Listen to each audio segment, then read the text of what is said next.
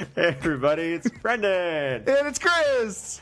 Welcome to the OBT show. I messed up the countdown. It's okay. I just yelled into the mic. I said 5 when I meant to say, when I was showing the number 4 to Chris. Because I'm an idiot. But we have that where we understand each other. It's a symbiotic relationship. Psychic link. Spider-Man. We have I was your Venom suit, and then you discarded me, and then I attached to some other schlub.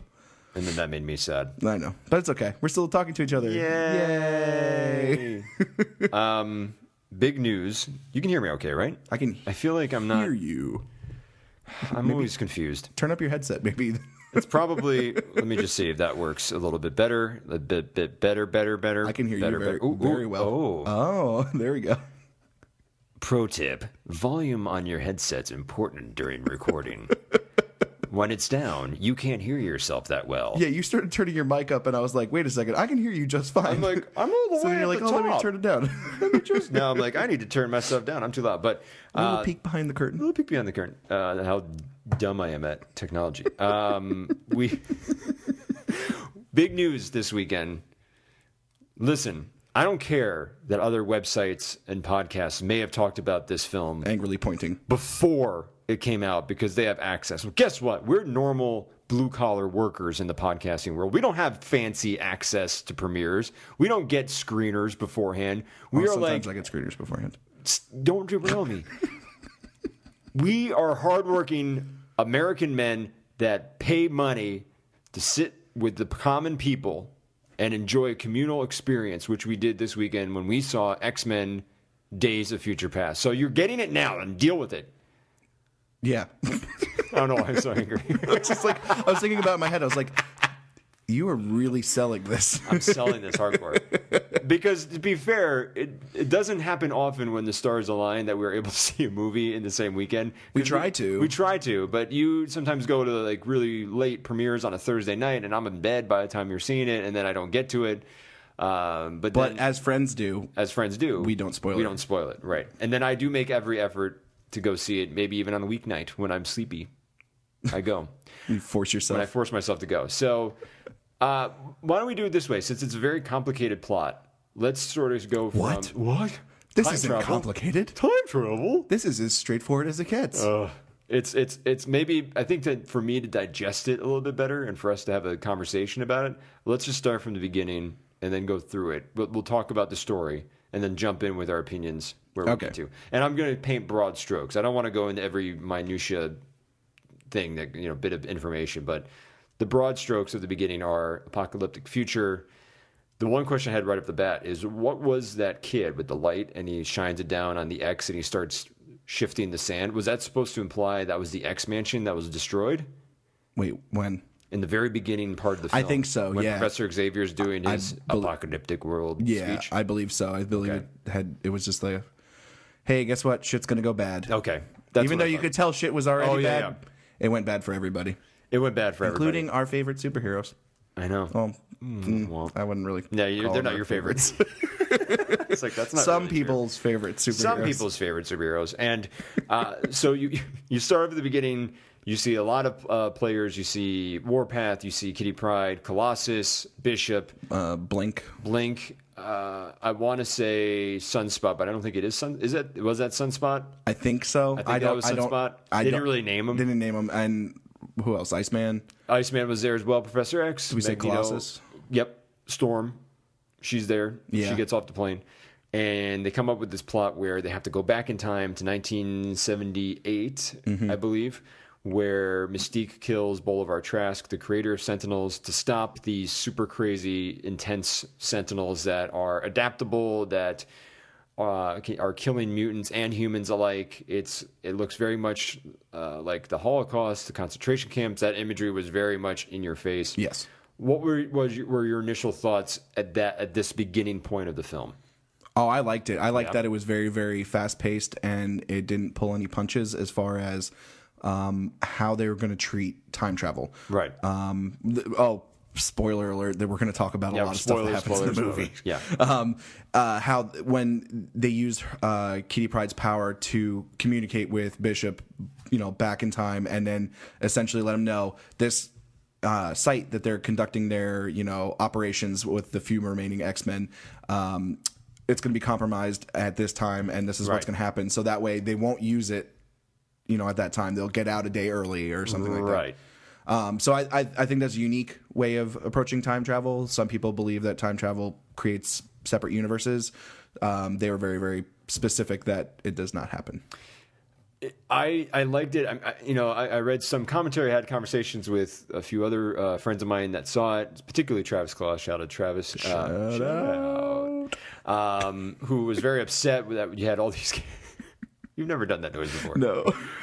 Who was very upset with the fact that you didn't get a lot of character development in these new characters. But my opinion of this, feel free to debate me. I didn't care. You're not supposed to. You're not supposed to care. They're not the important part. They're not important. And they're it's important nice in the sense of it creates suspense, right? But you don't care if they die because you don't know anything else of what's going on. It's just, oh my god, this is happening, right? And I think, do I care yet? No, I'm like, I took it as, okay, there's mutants in the future that are fighting the good fight, the resistance, and they're meant to showcase the Sentinels' power set that they can adapt and that they're lethal. The only thing that is not necessarily a critique of mine, I didn't care either way. But it was, you're right. Your nose is all allergies. Yeah. Today's show is sponsored by allergies. Pollen. Zyrtec, holler at me. The OBT Dust. show. Hey, if you did have any questions, the OBT show at gmail.com, at the OBT show on Twitter. And fun guy. If you're a fun guy out there, we want to hear from you. Kitty Pryde's powers. All of a sudden she can manipulate time and space.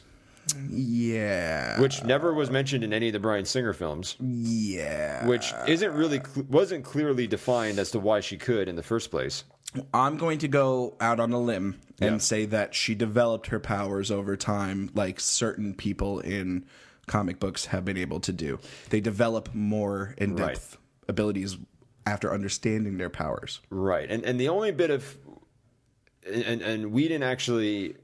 could partially be responsible for this in a weird way, even though he's not directly tied to the series, is that in the X-Men, I think, Astonishing X-Men, the finale of that comic book series, spoiler alert, is that there's a giant bullet headed toward Earth, and Kitty Pryde phases with that bullet to pass through Earth. And it's and it's like they didn't think she could do it, so she phases with it, but she can't stop. Yeah. But she comes back eventually. I think it's through some sort of weird, wonky time travel. So there is some precedent, very, very on a thread precedent that she has some ability to literally phase not only through objects but through time. So in the comic, I accepted it. The comic, it was she sent herself back to her younger self. I believe I think it was somebody else that sent her. Somebody else sent her? Yeah. I thought she sent herself. No. I thought she phased. No. Oh, well, shit. I believe it was either Psylocke or it was... Psylocke can do that? Well, she has the telepathy, so that was That makes sense. That was part of it. I have to go back and double check, but I don't think it was Kitty Pryde who sent herself back. I thought she phased. Really? Because she... I don't... No. Okay. Well, who cares? Well, it's different from the comic book. Yeah, because the movie's different. Yay! Wolverine. So that's so great segue into the middle part of the film, I'm going to call. I don't think you notice, but I am a master of segues on this show. You are really good.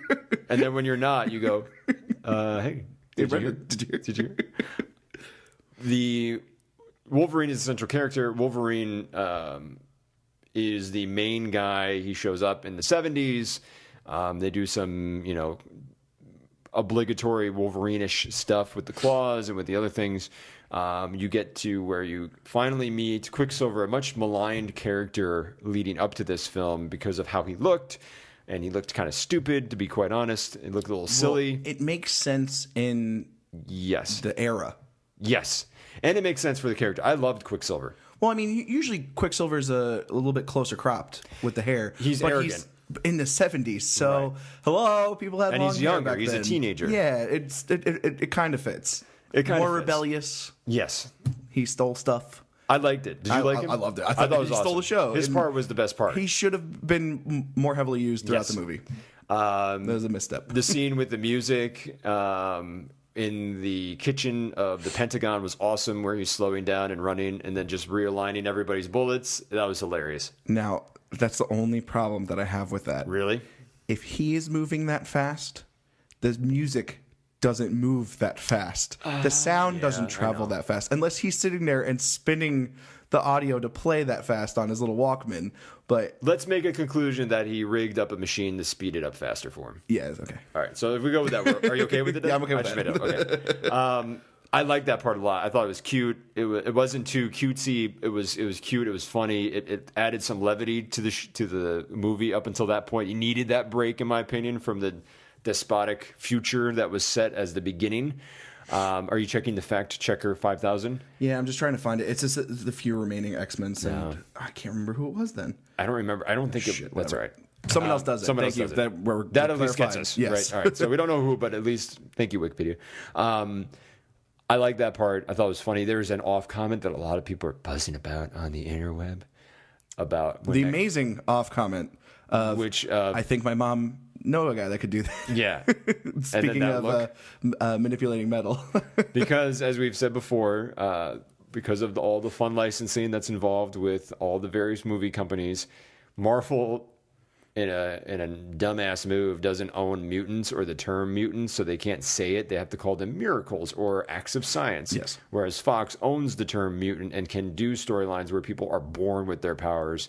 So that's why in Age of Ultron, when you get to their Quicksilver and Scarlet Witch, they're going to be infused with they're going to be Asgardian magic. Creators. Two creations. So you get a difference, but I like that. And then very tongue in cheek, very well really placed. well done. Because I started busting out laughing in the theater, and everyone I was with was just kind of like, if you don't get it, what is it? I'm like, because his dad. Just watch the movie. Just watch the movie. That's his dad. I nudged my lady. I was like, hey, that's his dad. And she was like, shut up. I was like, okay. So you have that part, and then you jump to where you get to the White House. Mm-hmm. Well, no, you get to the peace accord signing first with Mystique, and then Mystique becomes the central focal point of moving the story forward because it's revealed that it's in fact her power set that allowed the Sentinels to become adaptable, which the big thing for me was you have a character called Rogue who absorbs powers, and that's her power set. Mystique's power set isn't necessarily a power adaptability. It is that's a snot rocket for you right there. Yeah. You want to know why? Because of Jennifer Lawrence. Because they screwed up everything when it comes to X-Men, so we're just going to hodgepodge what we can together and see what happens. And who's the bigger movie star? Not Anna Paquin. Yeah, no. Jennifer Lawrence. Well, plus it wouldn't make any sense in the movie continuity.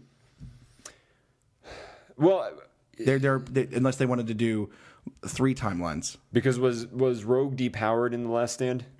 Is that where we left her? Okay, but I'm pretty sure she comes back. She comes back. I mean, Magneto we won't jump ahead. Yeah, Magneto came back. All of them came back. Back to the movie. So you have that moment, and then it's Boulevard Trask, which I thought he was okay. I wasn't like impressed one way or another. I thought he did a solid job. He was Dinklage. He was a lower class villain. Yeah. Jennifer Lawrence was essentially the main villain to anti-hero to hero to villain to She jumps roles several times in the movie. She jumped a lot. The only thing that I thought was a little... It wasn't... I was okay with it, but I was surprised they were going that way was when Wolverine meets Stryker, a young Stryker, and he freaks out, and then they bring in the Brian Cox footage from I thought that was... is probably as well done because they made a big point in the beginning of the movie about saying don't freak out because I don't know if I'm going to be able to hold you back in time. You know, try and think happy thoughts. So he makes the happy thoughts joke, and then it comes to that point where he embraces part of his history, and I mean that would kind of freak me out too if I was put through that kind of torture. I don't. I think here's the thing that I was kind of. The only critique I have with that scene is that it totally disregards Wolverine Origins, where the first time Stryker meets Wolverine is when he's in Vietnam. Now, except, didn't he get that little adamantium bullet to the skull, making him forget all of his memories? But he didn't. He already had the metal blades by that point. This is pre-metal. Oh shoot! So that's where that part. I thought the same thing, but I realized he's still bone-clawed. They hate that movie, which is pretty much. They hate Will.i.am specifically because he'll never show up in the X-Men franchise again. That was a mistake. But that part was sort of for me like, listen, I know that the inevitable conclusion is going to be a realigned timeline where everything goes away, but they hadn't gotten to that point yet. So I was kind of like, you're kind of already messing with shit, and you didn't really give the audience a reason for it yet. Yeah. And I think that's the part where I was like, this kind of is starting to, then I was like thinking too much about it, not accepting the movie as is. And then once I got past that part, I stopped thinking about it because I'm like, this doesn't make sense yet because he shouldn't know who he is yet because he hasn't met him yet. And that Stryker in the 70s. His future self knew him. His future self did know him. And seeing him at that young age and thinking, we just had that thought that I could kill this guy and erase but the age the suffering that happens to me. But there's a huge age difference between Origins' portrayal of Stryker and that, even though they're the same time period. They're skipping Origins. We don't care about Origins. Moving on. Just that's the thought that I think went through his head, and that's when he snapped. Oh, I get that point. I get that whole concept. I'm just saying, as far as if you're literally looking at it before things have changed and you're following the timeline, which they made a big deal about, this is all in the same timeline before the movie. Then you would be, if you're the average film goer that saw Origins, you're like, wait a minute, didn't he already meet him when he was like 40? Now Stryker's like 20. Yeah. That's the part where I was like, well, maybe he wouldn't have met him at that age because of the fact that they changed things around. Right. I can buy that now. All right. No. Didn't we say this was going to get confusing? This is going to get really... See, this is the part where the podcast grinds to a halt. There'll be 5 minutes of silence while we're trying to think about what all the different permutations. So much crap that happens with time travel. So then you have the scene where Magneto sneaks into a Trask facility, and then, which I thought was kind of cool, he aligns metal into the plastic of the Sentinels. You get to the White House, you have a big press conference with the reveal, then the Sentinels all of a sudden go haywire, quote unquote. Thank you, Magneto. Yep, Magneto lifts RFK Stadium and then plops that right on top of the White House, and then he rips out the metalized safe room of the president, rips that open, and wants to kill them on live TV.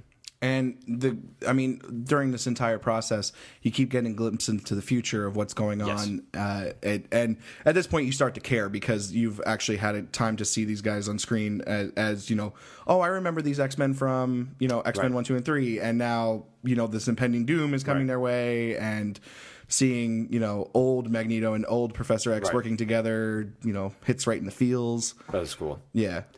Lots of juxtapositions. Ooh. SAT word of the day. Big word. I liked it. Then you also get the during the scene. I know I'm passing some stuff, but Wolverine gets knocked off the playing field. He gets all snaked up with the metal coils, which I thought was cool. Someone online said it was harkening back to X-Men 25 when Magneto rips out the adamantium. I was like, maybe it is. I mean, it's almost on point. It's on point. It's visually. Okay, visually, so what happens is Magneto takes a bunch of rebarb, yeah, and just wraps it around Wolverine's skeleton and holds him up in the air and then just flings him off into the distance. Right. Now, essentially what happens is Wolverine is in this like Jesus-esque pose where he's held up in the air. Metal is just all throughout his body, and then relating to the comics, it was Magneto stripping the metal off of him, and it was just like very, very visually similar to me. Right. Where I was like, "Oh man, this is a huge flip flop," but it's a really, really cool one. Yeah, I liked it. It was cool. I thought it was interesting, but I was like, all right. I mean, I didn't think of it the first time I saw it. There was some foreshadowing. There was a little bit. He was like, "Wouldn't it be interesting if you were made of metal?" or something like true. Earlier on, and I was like, huh, why would he say that? Oh. Because he's a master of magnetism. So then you had where Mystique steps up, saves the day, pretty much, ends up taking the gun from Stryker, the plastic gun, and shooting Magneto. That knocks him. I was like, it seemed like it grazed him, and then he just collapsed. And I was like, okay. Well, punched through his neck. We don't know. Okay. It went like through here and then out the other side. So it didn't kill him. It didn't hit anything important. But I bet it probably hurt a lot. Yeah, it hurt a lot. So he was knocked out. She rips off the helmet. Professor X lifts off manipulating Magneto and then tells him to go, blah, blah, blah. But in the future, you start, which is the real action set piece. Everybody's dying. Yes. Horrible, graphic deaths. Colossus is ripped into two pieces by two Sentinels. Holy shit. Bobby Drake is burned to death. Oh my god, it was awful. And Storm gets she got the impaled through the back. Impaled through the back. Everything's okay. Bishop Bishop gets overloaded with power. Yeah, overloaded. Blows up. Blink, I think, just gets I think she gets impaled too. They created a portal to jump out of the way, and then the Sentinel threw something through, and it was the arm, pierced through. The arm, and then the arm got cut off, but it pierced through, and then Warpath just got killed. Yeah. So then, but that's all building while you're wondering if Mystique's going to kill him or not. When she doesn't, the timeline fades away.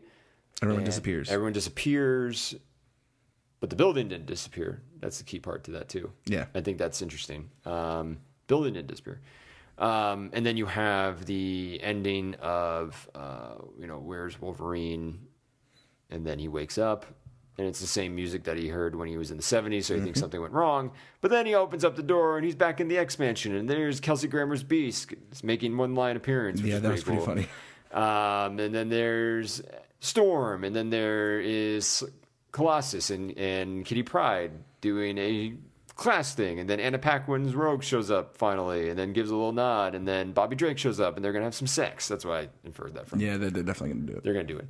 And then the big part, which I loved for me as a fan of these two characters, was you see a redhead turns around, it's Jean Grey. Yay, Jean Grey's alive. And then Wolverine as a creep would tries to touch her, and then Cyclops pops up and says, "Hey man," smacks her hand away. I was like, "That's awesome." It's like, "That's awesome." And then Xavier realizes it only took him a few minutes, like a few seconds to realize, because Xavier is a genius. He's a genius. And I was wondering, because they said that he would be the only one who knew.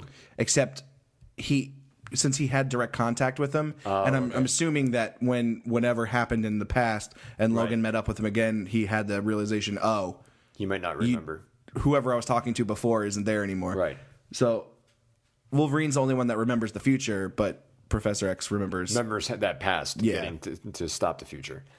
So that was interesting. And then you cut back to the present, and then you see William Stryker take Wolverine's body up from the water. He's alive. His healing factor is pushing out all the rebarb. But then you wanted to give the big reveal. The eyes flash yellow. And it's Mystique. Ooh. Which I was like, all right. I don't know what this is about, but I'll go with it. It was weird. It makes it weirder. I think that's just going to tie in with whatever they decide to do in the next movie.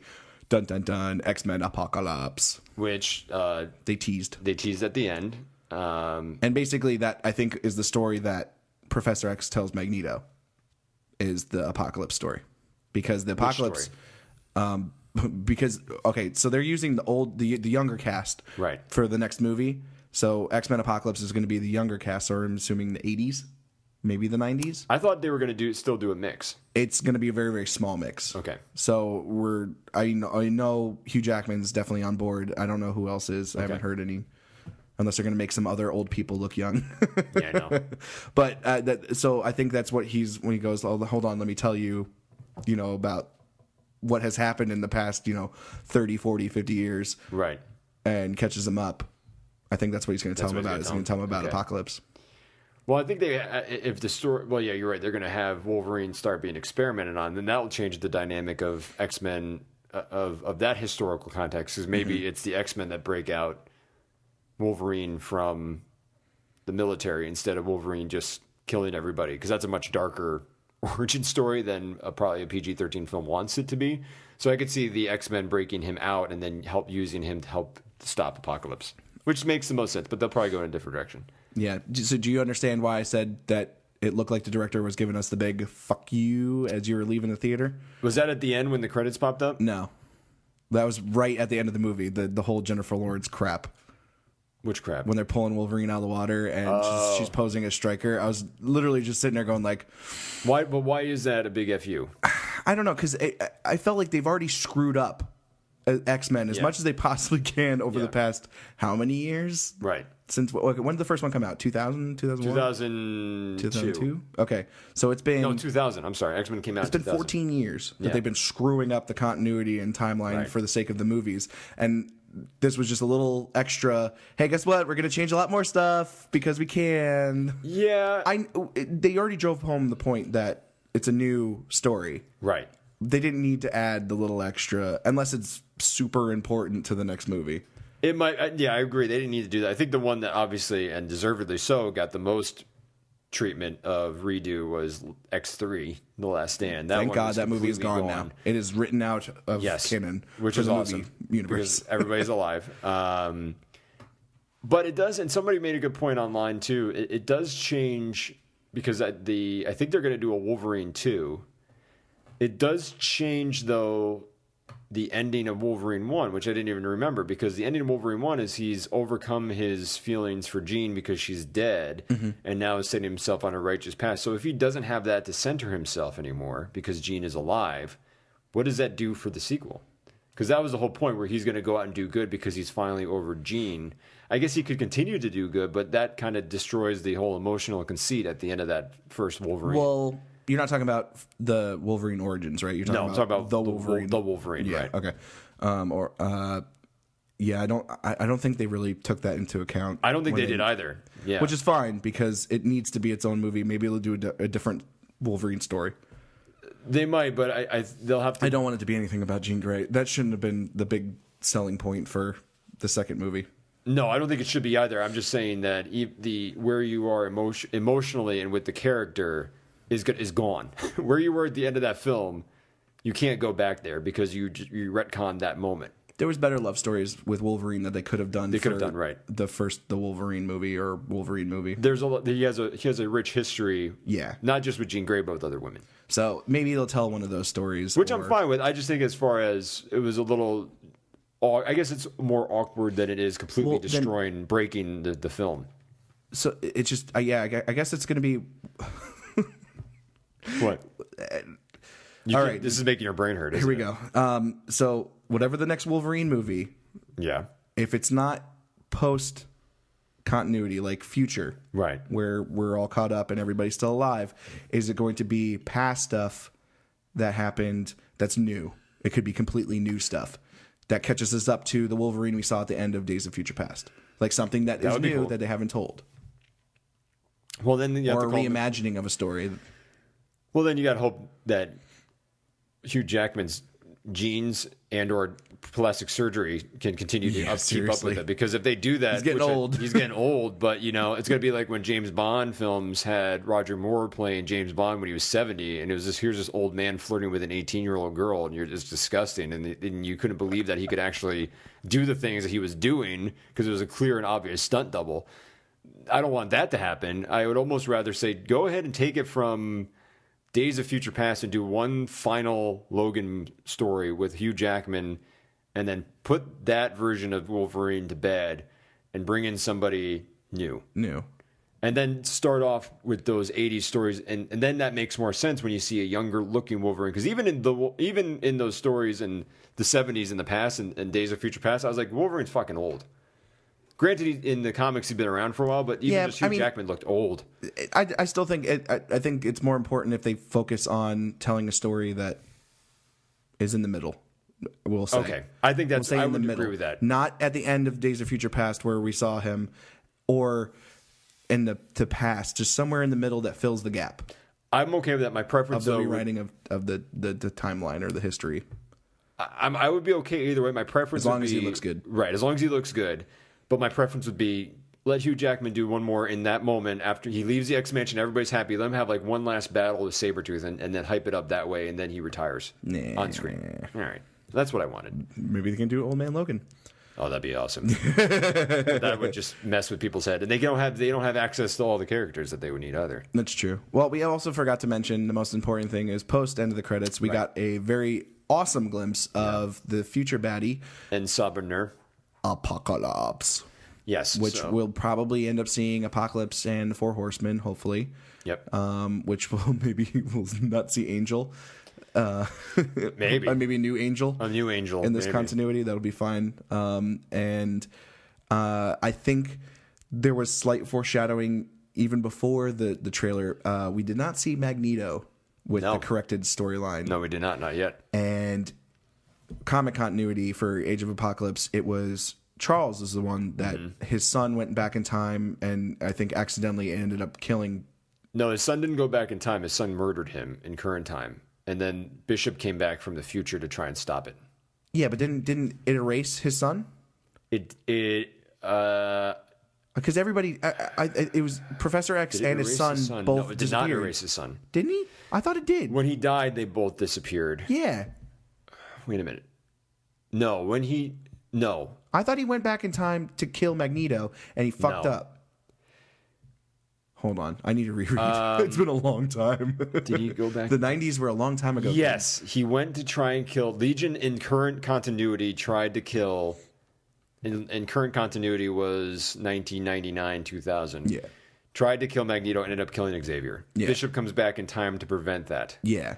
But what happens is everything fades away. Yeah, Bishop is the only one that knows what the current or the proper timeline is. Right, and then you go into Age of Apocalypse Alpha. That's the ending of Alpha, and then Age of Apocalypse Omega is the story of when Bishop finally realizes that he needs to use the M-Cron crystals that Apocalypse has, which in X-Men lore are they're the MacGuffin. They are the everything. They are the equivalent of the Infinity Gems in the Avengers universe. They solve all your problems if you have a storyline that's convoluted. So the M-Cron crystal... Was that the script that just blew by? Yeah. M-Cron crystals. That'll work, kids. The kids will dig that. M-Cron, and I remember distinctly because I love, and I have these comic books still, glimpses of what you should have been the current continuity were in there. Bishop, yes, I think explodes it or does something to it, and then he goes... Then he resets himself in the same way that Wolverine resets himself in Days of Future Past with the knowledge of the future and stops Legion and arrests him. Yes. And nobody dies. Nobody dies. And then Age of Apocalypse. But then they effed it up and made it a multiverse type scenario where you can still pop in and it still exists. And they used it back a lot of time, a few more times actually, throughout the current run.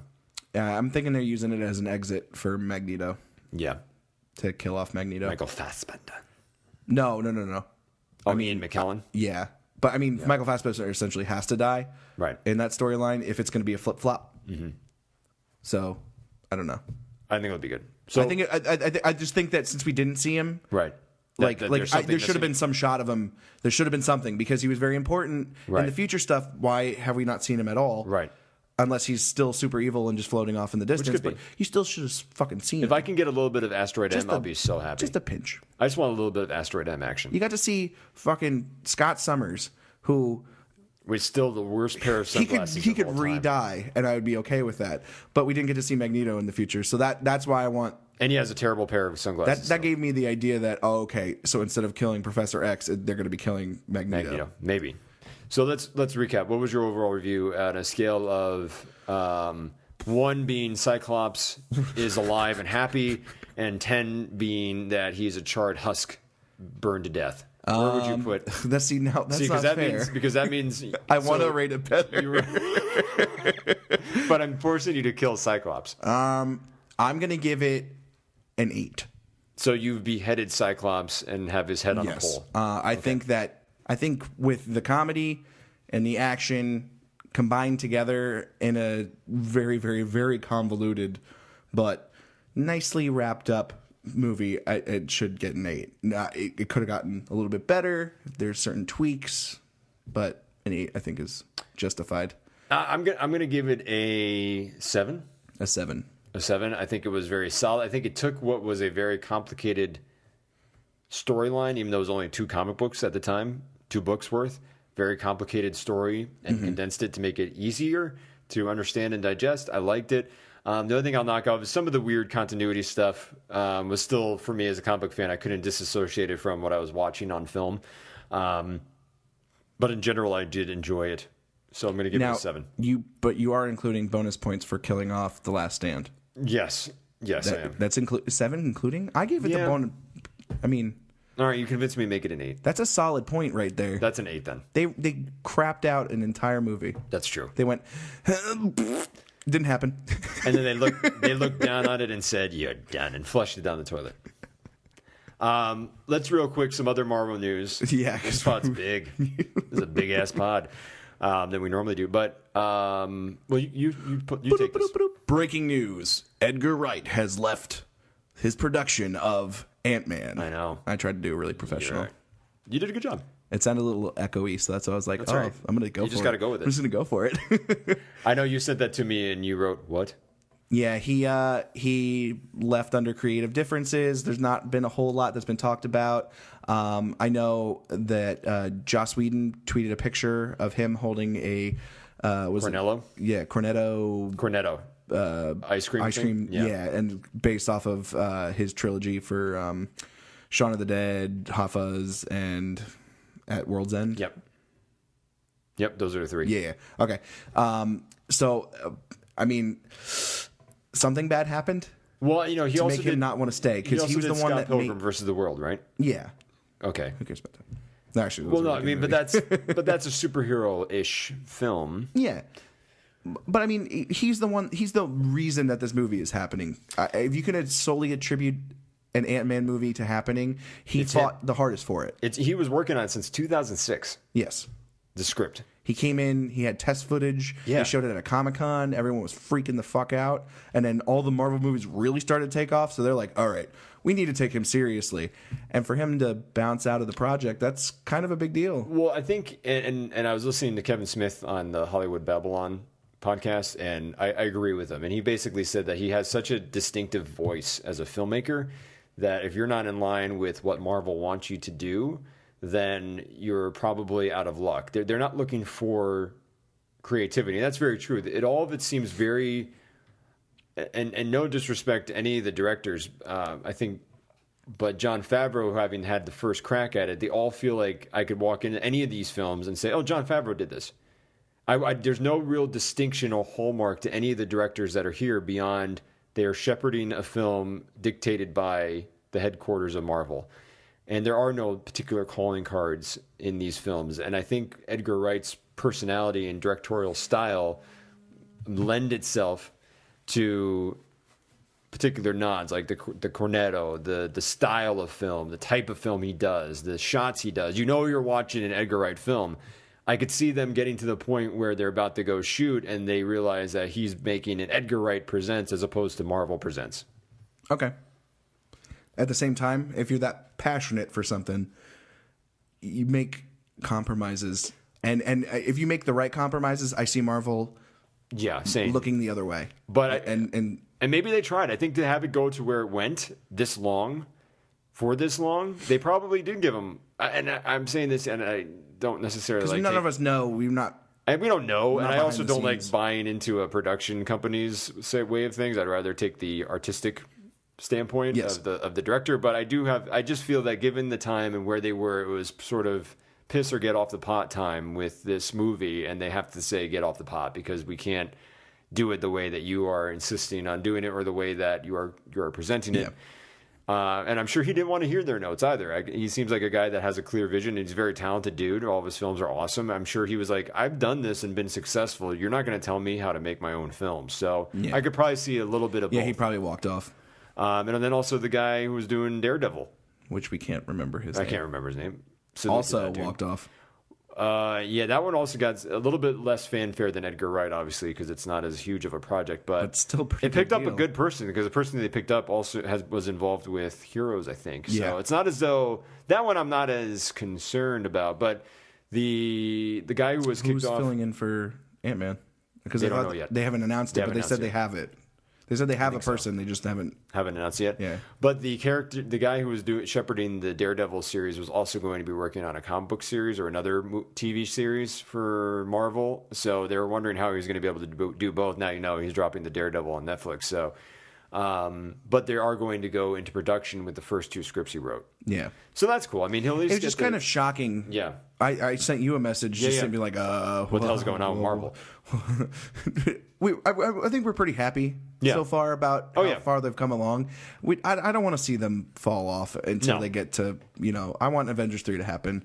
So It will happen. The little pieces, just make them work, please. They'll work. The last thing I want to say before we wrap it up is that Star Wars, J.J.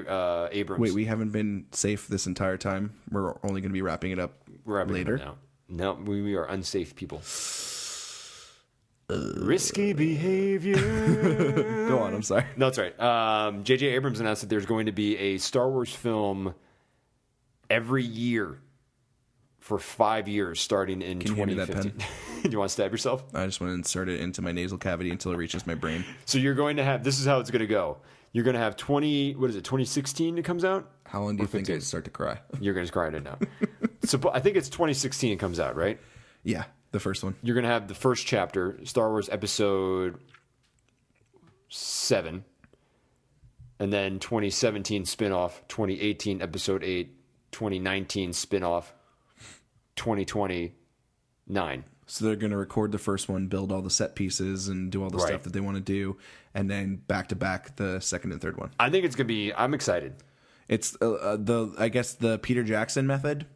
They did Sort it of. with, They did that one every year, right? No, they did the first one, Lord of the Rings, and then they did back to back with the Two Towers and the Return of the King. Yeah, it's sell the first one, get it good, and then now you have all of these pieces. They're kind of building it the Marvel way, too, where you have your main set piece Avengers, and then you have your ancillary films, but there's a much shorter gap, obviously. There's only 2 years as opposed to we're getting 4, I think, for between the 8 Avengers and I think Avengers just everyone 2. wants to be Peter Jackson. He did it twice. Yeah. Twice. And I think there's He did it Lord of the Rings and The Hobbit. Right. And I think they did it with Hunger Games. The market, and this is a pod for another time, but the market for the superhero genre is so dense that I'm sure there is a fear that at some point the market will pop. And there's an article out on Grantland.com that discusses this theory that the market might be saturated and we're in for a downward spiral, possibly. So if you're concerned about that and you're trying to fight for the eyes and ears of America and the world, you're going to want to do something that you can count on every year. So you're not going to have these large gaps. So everybody's ripping Marvel's playbook off by building up movies to go so you have one every single year. They're just doing it in a way that the main stuff is happening every other year, which is pretty cool. Yeah. What'd you learn today, Chris?